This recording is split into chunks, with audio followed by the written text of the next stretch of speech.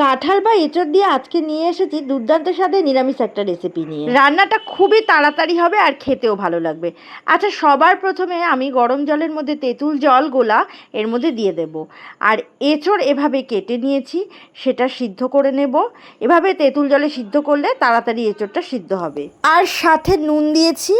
আর এখানে দিচ্ছি দুটো আলু, এভাবে কিউব করে কেটে নিয়েছি খোসা ছাড়িয়ে। আর এঁচড়ের সাথে এভাবে সিদ্ধ করে নেব, তাহলে তাড়াতাড়ি সিদ্ধ হয়ে যাবে। আর হলুদ দেব।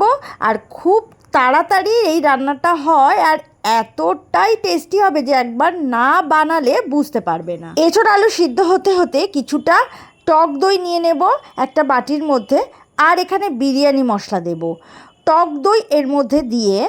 আর হলুদ গুঁড়ো, জিরে গুঁড়ো, ধনে গুঁড়ো, আর দেব লঙ্কার গুঁড়ো।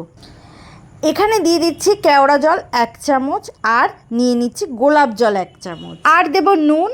মশলাটা কম বেশি নিজেদের মতো করেই দেবে। সব মশলা ভালো করে মিশিয়ে এর মধ্যে চিনি দিয়ে দেব, আর দিয়ে দিচ্ছি অল্প জল।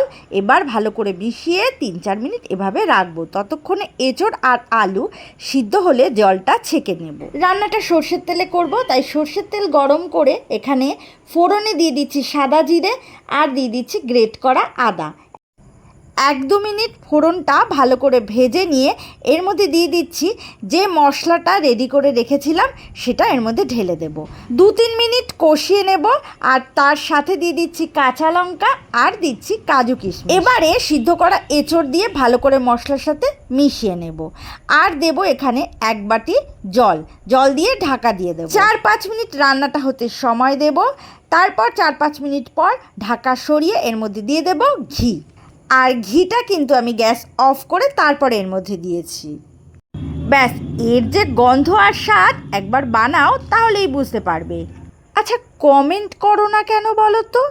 ঠিক আছে, ইচ্ছে হলে জানাও কেমন লাগলো, আর না ইচ্ছে হলে রেসিপিটা নিজের কাছে শেয়ার করে রেখো, পরে দেখে নিজে বানাবে।